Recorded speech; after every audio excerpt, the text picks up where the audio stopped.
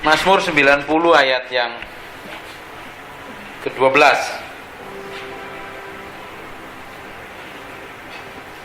Sudah ketemu? Yang sudah ketemu katakan sudah. Kita baca sama-sama. Ajarlah kami, 1, 2, 3. Ajarlah kami menghitung hari-hari kami sedemikian. Ajarlah kami menghitung hari-hari kami. Emang kurang kerjaan Tuhan suruh kita ngitung hari-hari. Kenapa kok Tuhan suruh kita belajar menghitung hari-hari? Artinya Tuhan itu punya tujuan yang punya arti besar yang akan mempengaruhi seluruh kehidupan kita. Kita harus hitung setiap menit yang kita lalui, setiap menit, setiap jam, setiap detik yang harus kita lalui. Kalau nggak baca dengerin saya aja, nanti ngomongnya malah bingung, ketinggalan Pak. Kita meski ngitung nih, tahun ini kita udah berjalan udah 1 bulan, 2018 kita udah lewatin. Kita akan masukin bulan Februari. Jadi hari-hari di tahun 2018 kita belajar hitung. Ini hidup saya ini udah berkenan belum? Hidup saya ini udah punya keintiman dengan Tuhan belum? Hidup saya ini masuk ke level di mana dengan Tuhan? Hubungan saya dengan Tuhan gimana? Hubungan saya dengan sesama gimana? Kita tuh belajar hari demi hari itu menghitung betapa banyak waktu yang kita pakai untuk Tuhan atau kita sia-siakan untuk hal-hal yang lain. Kita mesti belajar step by step. Terus hitung sampai di akhir 2018 kita akan melihat hal-hal yang ajaib. Sebelum Pak Niko ngomong tentang unusual miracle, Desember saya udah ngomong tentang unusual miracle. Tuhan kasih impresi di saya sebulan sebelumnya dan saya percaya ternyata memang unusual miracle. Ibu dan bapak tadi ngalamin, si Om ngalamin, saya juga ngalamin hal yang ajaib yang saya nggak tahu jalan keluarnya. Saya udah jerit, saya nyetir dari Permata Hijau pulang ke rumah nangis sepanjang jalan. Tuhan, aku tidak tahu jalan keluarnya, tapi aku mau melihat pertolonganmu. Lu pendeta itu punya masalah, kadang lebih gede dari jemaatnya. Saya nangis, tangisan saya itu saya rekam, saya nangis. Saya tahu ini jeritan saya. Saya nangis, saya rekam, saya tahu saya nangis, benar-benar nangis, jerit sama Tuhan. Saya sudah tidak tahu jalan keluarnya gimana. Tapi saya kenal Engkau Tuhan yang saya layani bertahun-tahun. Saya kenal karaktermu, saya kenal sikapmu, saya kenal hatimu, saya kenal jalan-jalanmu. Saya tahu di ujung dari semua yang saya alami ini pasti ada jalan keluar dan ada tujuan yang luar biasa. Dan saya mengalami hari ini udah kelar. Hari ini. It's miracle. Hal yang luar biasa. Itu hal yang luar biasa. Kalau kita tidak akan punya cerita yang powerful dengan Tuhan, kita tidak punya pengalaman yang luar biasa dengan Tuhan sampai kita mengalami Tuhan itu sendiri. Nah, perjalanan kita dengan Tuhan itu biasanya untuk kita bisa menyaksikan kekuatan Tuhan, kita harus benar-benar real. Kita nggak punya kekuatan dan kita bergantung sama Tuhan. Oh, nyata kuasanya. Ngerti nggak? Kita tuh harus mengalami experience, pengalaman pribadi perjumpaan dengan Tuhan itu real, bukan kata pendeta.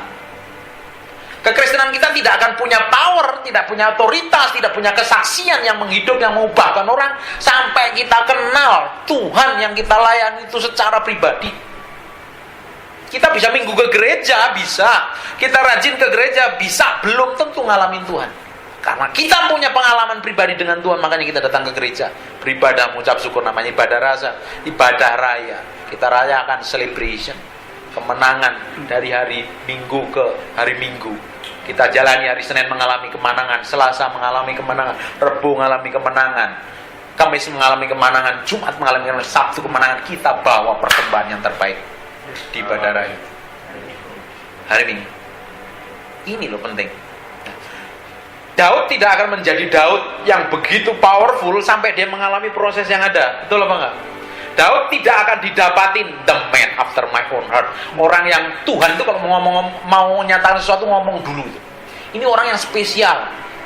Kita nggak akan baca ceritanya Daud mengalami hal yang gila dan promosi gila kalau dia tidak mengalami aniaya yang gila-gilaan. Dimusuhin, mau dibunuh, mau dilemparin batu, setelah 2 hari dipromosi jadi raja, tapi pengikut-pengikutnya musuhin dia ngalami proses yang menyakitkan dulu. Proses ini harus kita alami. Untuk mengalami unusual, kita harus mengalami masalah yang unusual juga. Amin. Untuk kita terima mujizat yang unusual, yang tidak lazim, kita juga harus menghadapi masalah yang tidak lazim juga. Karena ini kembar siam satu paket. Bagaimana kita mau terima mujizat yang tidak lazim, yang tidak bisa kita kerjakan? Namanya mujizat itu intervensi Tuhan. Dan tahun 2018 Tuhan akan mengintervensi seluruh kehidupan kita. Makanya tadi diajarin kita harus menghitung hati hari ini. Hari ini aku gimana dengan Tuhan? Hari ini hubunganku dengan Tuhan gimana? Kita hitung, kita hargain. Semua bisnismen dia tahu, dia bikin planning. Itu udah masukin semester pertama ini. Bagaimana nih target bulan Januari kecapek enggak? Kita melalui bulan Februari kita pasang target lagi. Kita dengan Tuhan harus seperti itu. Orang dunia itu lebih cerdik loh daripada orang Kristen. Orang Kristen males baca bukunya, baca Alkitab aja males, apalagi baca buku, pasti dijamin males. Kita punya target untuk ngelarin satu Alkitab ini setahun nih, baca 5 pasal perjanjian lama dan 2 pasal perjanjian setiap hari setahun kelar. Itu namanya target. Nah, hidup kita dengan Tuhan itu punya target nih. Saya ini mesti ngapain dengan Tuhan tahun ini? Besok saya mesti ngapain berjalan dengan Tuhan? Minggu depan saya mesti ngalami apa dengan Tuhan? Saya mesti ngapain? Saya sampai ke level mana yang Tuhan mau? Itu yang membuat kita itu terus setiap hari. Saya ngomong berkali-kali, berjalan from glory to glory. Dari kemuliaan satu pada kemuliaan yang lain. Dari kemuliaan satu pada kemuliaan yang lain. Terus sampai kita itu menjadi seirama, sepakat, sehati, sepikir, sekata dengan Tuhan. Amin. Saya ngomong agak pedes sekali. Karena Januari ngomongnya manis-manis. Ini Februari kita masih start dengan Tuhan. Kalau saya ngomong begini berarti saya ngomong buat diri saya sendiri. Nah, untuk kita kita kembali ke Yusuf. Yusuf kita tidak akan pernah baca ceritanya Yusuf yang begitu powerful. Kalau kita baca kisahnya Yusuf itu yang bagusnya itu apa? Apa dia jadi orang nomor 2 di Mesir? Tidak. Yang menarik beritanya dari kisahnya Yusuf itu waktu dia di penjara, waktu dia mau dibunuh, waktu dia digodain masalah seksual dengan Potifar, istrinya Potifar. Hal yang itu yang betul nggak? Ya gitu. Itu bukan kayak berita yang menarik, betul apa enggak?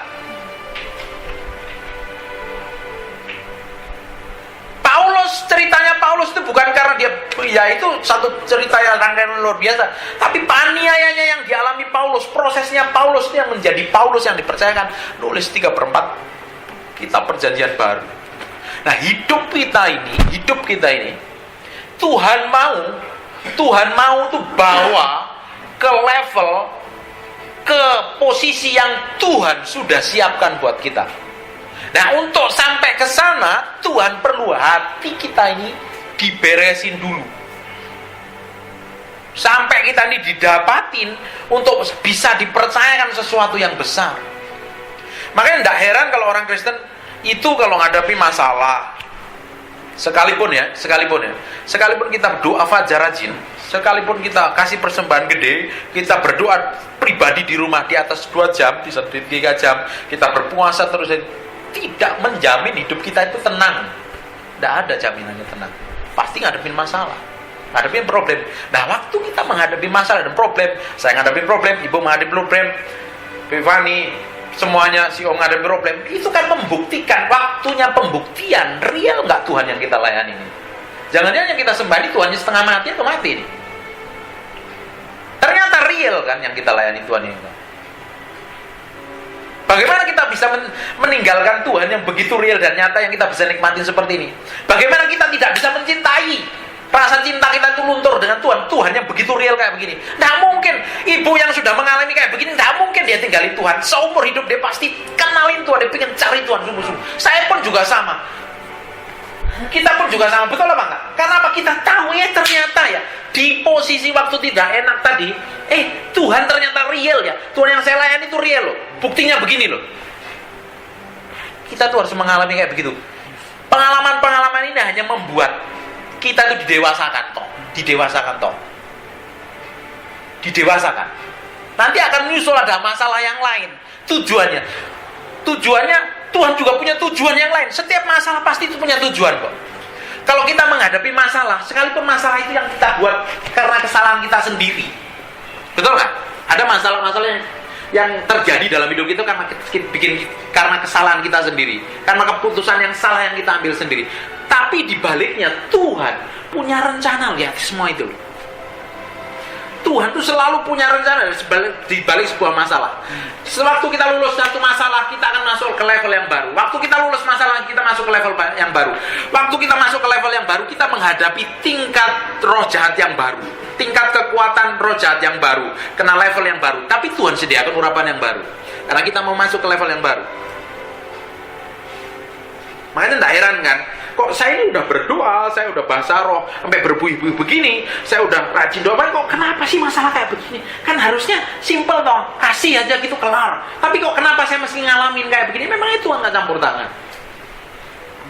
Memangnya Tuhan nggak urusan dengan hati kita? Saya mau tanya, memang Tuhan nggak berurusan waktu kemarin si Om ngalami kayak begitu? Tuhan selalu berurusan dengan Bapak, berurusan dengan Bupati, dengan keluarga di sini, keluarga sama Pak Kris.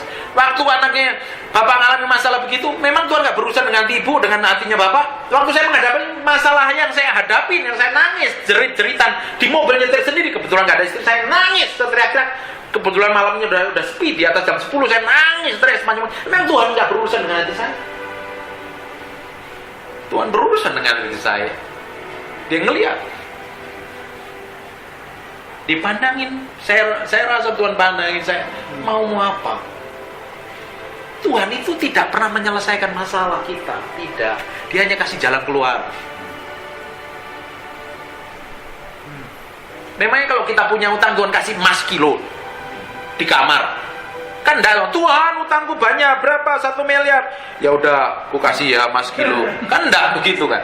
Tapi Tuhan kirim seseorang, Tuhan kasih jalan keluar. Kita nggak tahu Tuhan kirim divine connection, koneksi secara ilahi. Ternyata kita buka bisnis, ada bisnis baru, kita nggak tahu. Dan Tuhan nggak pernah nyangka ketemu tadi dokter apa segala macam, betul apa nggak? Dokter yang bisa menangani ternyata biayanya murah segala macam. Tidak menyangka-nyangka, tidak disangka sebenarnya Tuhan campur tangan di sana, karena Tuhan sedang berurusan dengan hidup kita. Ini loh Tuhan yang mau beresin yang di dalam. Amin. Yang di dalam ini seringkali menipu. Maksudnya yang di luar ini seringkali menipu, tapi yang di dalam itu tidak bisa menipu. Ini kita bisa manis, saya bisa ngomong begini, powerful, semangat, tapi belum tentu yang di dalam ini kalau saya nggak bener, Tuhan nggak beresin, pasti diberesin Tuhan. Sama dengan hidup kita.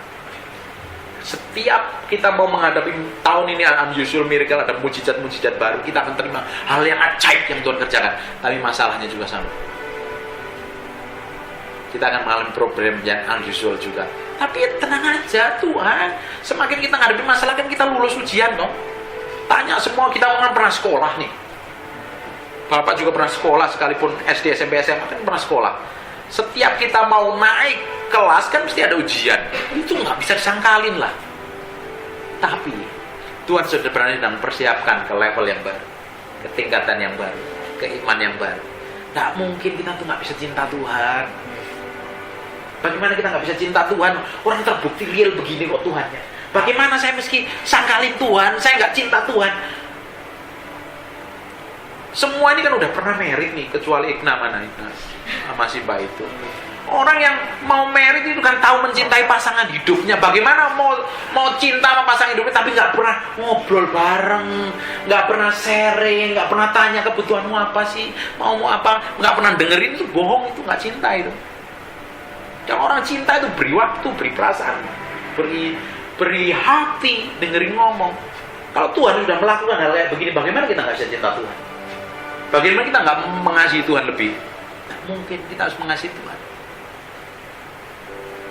Mengasihi Tuhan, sikap kita, hati kita, dengan uang kita, dengan everything yang kita miliki. Tahun ini, tahun 2018 kita akan melihat hal-hal yang ajaib yang Tuhan kerjakan.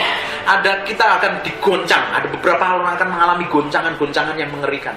Akan direposisi, akan dirubah posisinya. Memang kita akan digoncang ke, biasanya mengalami hal kenyamanan ya, titik kenyamanan, tiba-tiba dirubah ke posisi yang lain. Sebenarnya Tuhan mau bawa kita ke level yang baru.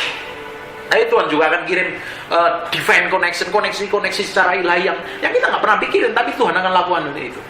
Kita akan melihat hal-hal yang ajaib, terobosan-terobosan yang terjadi dalam hidup kita, tingkat kerohanian yang kita ada promosi-promosi yang Tuhan siapkan dengan baik. Semua Tuhan, apapun semua yang Tuhan berikan sama hidup kita, mau mujizat, mau kesembuhan, mau urapan, mau karunia, mau berkat, mau duit, mau mobil, apapun juga Tuhan punya maksud dan tujuan. Tujuannya satu, untuk nama Tuhan itu harus dipermuliakan. Amin. Dan nama Tuhan harus dipermuliakan. Amin. Tidak ada yang lain. Itu yang Tuhan inginkan. Ya. Kita akan saya belajar, kita sama-sama belajar di sini. Kita akan berjalan tahun ini dalam kemuliaan yang real dan nyata. Tahun 2018 kita akan melihat ya, setiap hari kita akan diajarin tadi, ya kamu ajari ya aku Tuhan untuk menghitung hari-hari. Artinya apa? Kita setiap hari itu berjalan dalam tingkat urapan yang berbeda. Hadirat Tuhan itu begitu real nyertain kita itu loh. Gimana ya? Tangible dan touchable. Begitu realnya Tuhan menyertain kita, sehingga orang-orang di sekitar kita nanti akan mengalami Tuhan melalui hidup kita. Nanti kita buktikan ya, sepanjang tahun ini di tempat ini kita akan melihat orang-orang yang datang di tempat ini. Nggak ada amin. Lemes, padahal tadi baru makan, masih makan. Sepanjang tahun ini kita akan melihat hal yang ajaib. Ini bukan saya ngomong. Kita akan melihat sama-sama. Karena apa? Tahun ini Tuhan janjikan kita akan berjalan di dalam hal yang unusual, miracle. Termasuk urapan mujizat loh. Yang tidak pernah mendoakan orang sakit, belajar doain orang sakit. Ini belajar nengking setan. Kita berjalan dalam unusual. Tadi bilang kan, kita di bawah pengembangan Pak Niko. Betul? Pak Niko punya program apa ya? Setiap bulan jalan. Apa? Healing Movement Crusade. Pelayanan apa? Itu kan dari atas kejubahannya turun. Kenapa kok kita nggak mau terima itu rapat? Apa memang untuk pendeta? Loh, saya bilang saya di bawah naungan Pak Niko. Saya mau urapan yang sama ketepa ke saya. Ketepa kita semua. Nanti kemuliaan Tuhan akan menyertai dengan real dan nyata dalam hidup kita. Saya bilang, orang dunia itu tidak akan, kalau ngomong cuap-cuap tanpa bukti kan semua orang juga bisa ngomong. Tapi kalau orang Kristen yang ngomong dengan cuap-cuap, dengan penuh kuasa, ada bobot, ada nilainya, orang diubahkan, orang dijamah Tuhan melalui hidup kita, itu orang nggak bisa diam. Dia akan tanya, kenapa kamu bisa berbeda? Aku ingin belajar dengan itu. Amin. Tahun ini kita akan sama-sama belajar, berjalan dalam kemuliaan Tuhan setiap hari. Setiap hari kita berjalan dalam kemuliaan Tuhan. Berjalan dalam kemuliaan. Katakan berjalan. Setiap hari. Dalam kemuliaan Tuhan. Amin. Kita sama-sama berjalan dalam kemuliaan Tuhan. Saya akan menikmati. Setiap hari saya orang banyak sekali di sekitar saya akan dijamah Tuhan. Saya ingin menikmati hal itu. Saya pernah cerita, saya bisa ngomong sama orang-orang, bisa manifestasi. Roja bisa keluar, saya konseling orang lain, nggak ngapa-ngapain, nggak ditengah, nggak diapain. Saya ingin manifestasi kuasa itu keluar real nyata. Nanti deal bisnis, ada pembukaan deal bisnis kok tiba-tiba dapat kontrak baru, hal yang baru. Orang bisa tertarik. Nggak tahu bagaimana caranya, tapi Tuhan akan campur tangan di dalamnya. Amin. Tuhan Yesus memberkati.